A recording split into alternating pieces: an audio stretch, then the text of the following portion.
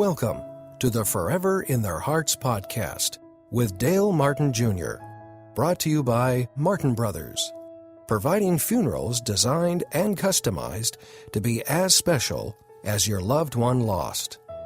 Now, here's your host. Well, this is Erik Reynolds, and I'm back again today with Valerie Martell, Director of Operations for Martin Brothers Funeral Services. And today, Valerie will be talking about interesting funerals and some unique funerals for people who are not so traditional.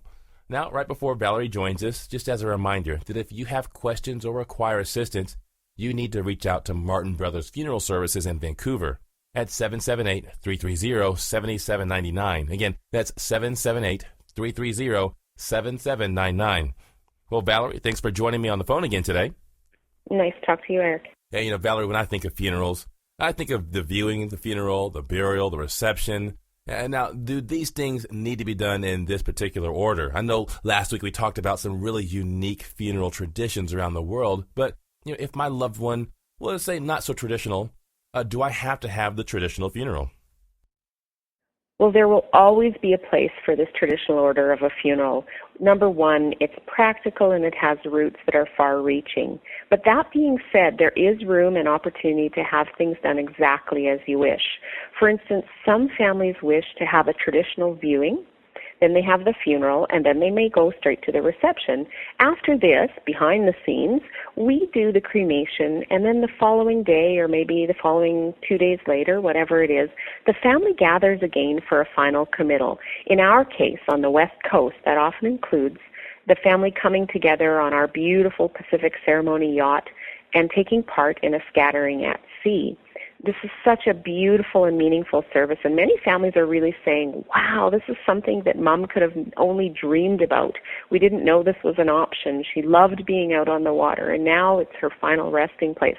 So to answer your question, no, things don't have to happen in that order. Of course, it's practical in some ways, but we really want to make sure that the funeral that we put together for you, for your family, for the person who is lost, reflects what they're all about. So if they were non-traditional, we can go non-traditional. Not a problem at all.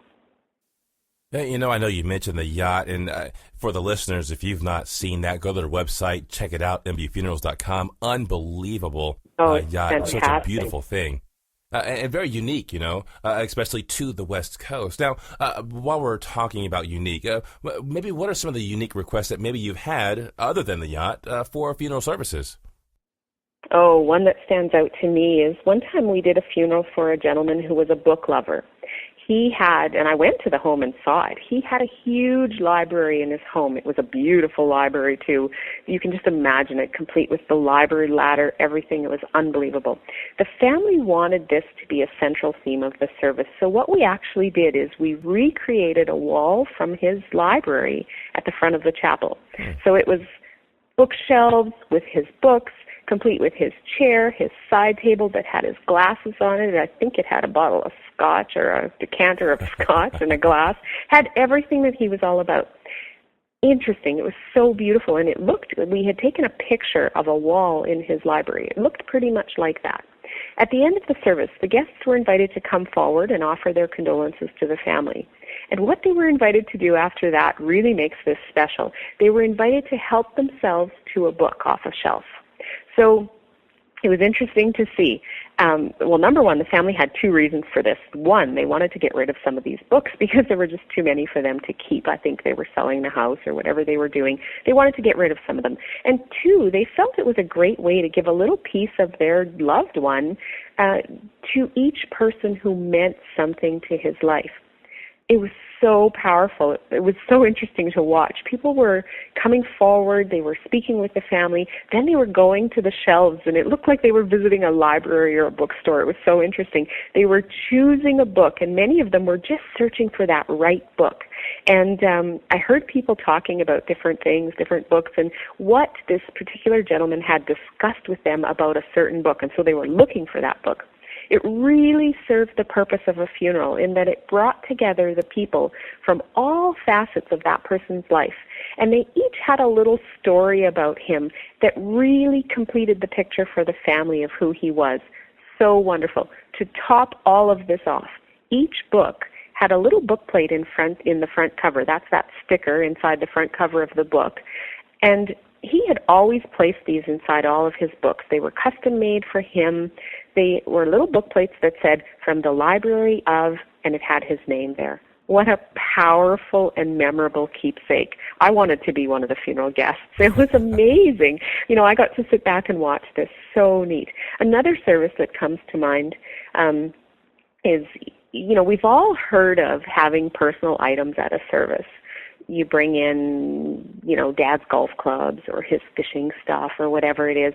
But this one particular service that we arranged was a huge service because it was a young man who had died very suddenly, very tragically. The family wanted the service venue to be all about who exactly that he was. So they brought in everything from his funky Volkswagen van to his collection of model cars to his motorcycle to his camping gear that we actually had the full tent set up with all his camping stuff around it. He was a rock climber, so they had his rock climbing stuff. They brought in rocks, like actual big rocks that were brought in that his rock climbing stuff was on. And so many pictures all over the venue, including, again, something for people to take home. Some of the really special pictures, they had extra copies made and put in piles. We put them all around the venue. It was quite a unique venue. It was a huge venue because this was quite a huge funeral. So we put all these pictures around, and people were allowed to just, help themselves to one that stood out to them as something, maybe they were part of that particular occasion or whatever. So it really created an atmosphere that was all about him. He was actually, for all intents and purposes, he was there. It was all about him. Everything was so neat. So that's another one that stands out to me. This is really unique. And for those, those families and those loved ones lost, really personal that you're explaining to us. Now, unfortunately for myself, I'm not a book collector. I'm not a rock climber. And I want something unique, but I also want it to be personal. So where do I start with that? What would be the first step I would take to have a really personalized service? Well, first off, meet with us. We have all kinds of requests and we have all kinds of ideas that we've heard before. And we're not going to make anyone fit into anyone else's traditions. However, what we can do is sit down and we can talk about things. You may not know exactly what you're after. You may not even know how to verbalize it. But throughout the arrangement process, what I'm doing is I'm gathering information from you. I'm gathering, if you're meeting with me because you've lost someone, for instance, I'm getting to know your family. I'm getting to know who that person was. I'm actually forming a relationship with you that throughout that relationship, I can help you identify your needs and your wants as far as the funeral process goes. And what I always encourage families for sure is don't be afraid to ask. Nothing seems outrageous to me. Nothing seems impossible. I will make it happen. Certainly, there are things, if you ask me to get a band of elephants to walk down the street in Vancouver, I probably can't do that. However, there are things that I can do. So don't be afraid to ask. Don't be afraid to, give those little ideas because we can make those into something that really suits you. So that's where it starts, just meeting with us. Well, and Valerie, just when we're talking about personalized and unique, one of the things I've noticed about every funeral that I've ever been to, it's always in a church. Now, that would be very important for me, but maybe for somebody else that there may be something unique or personal they're wanting to do, maybe a different type of venue is necessary. So the question is, where else or what other places can we hold the service? I mean, does it need to be in a church or are other options viable options? Absolutely. Again, there always, like you say, there will always be a place for church funerals. That's a deep tradition, and if that's part of somebody's tradition, by all means, that'll always be there. But that being said, not everyone has church tradition. So just know that there are a plethora of other options for holding a service. For instance, there's a place in Vancouver called Celebration Hall. It's a funeral venue. That's what it's meant for. It's not a church at all. It's simply a funeral venue. And it's situated within Mountain View Cemetery. And it's a beautiful and serene place. It's perfectly suited for funerals and memorials because it was set up for that specifically. So it has a beautiful courtyard that is just meant for the family, in a family holding area where family can have a private time beforehand, with a beautiful courtyard and a reflecting pond and things like that. And then there's, of course, a complete kitchen and a place for receptions. And then there's Celebration Hall, which is the main hall where we have the services. And it looks out on another courtyard and reflecting pools and things like that. It's absolutely beautiful. We often use that venue just because it is so well suited to services, and it's very, very streamlined and clean and plain so that you can make that into whatever you wish, and that's what we love about it.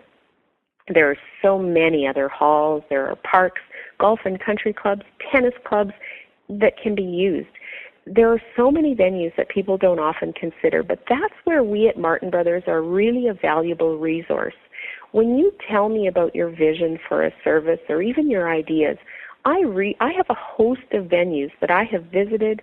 I've made connections with these people that either own them or run them or whatever, and I can recommend things dependent upon what your vision is and what your budget is, and I can create the type of service together. We can create the type of service that is really, really meaningful and important to you.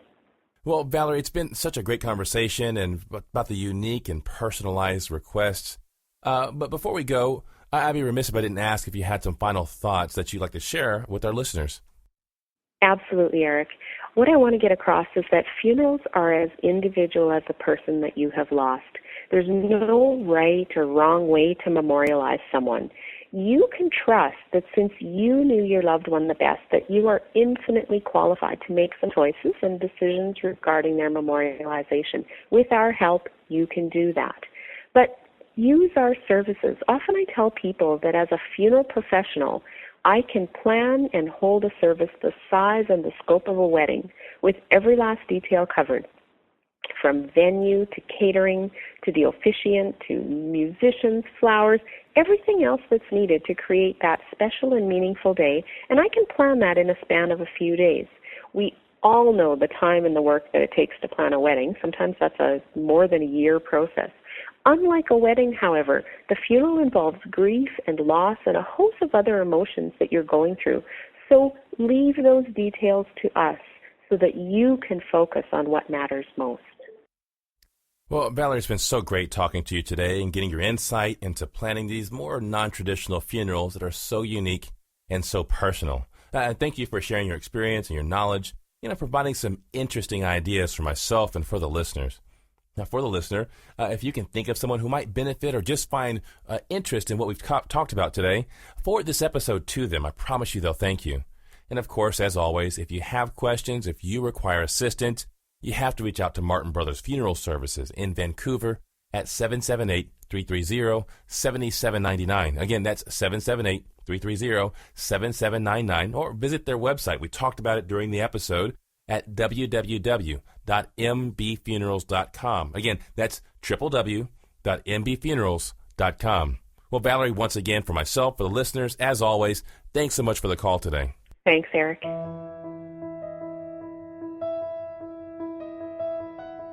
You've been listening to the Forever in Their Hearts podcast with Dale Martin Jr.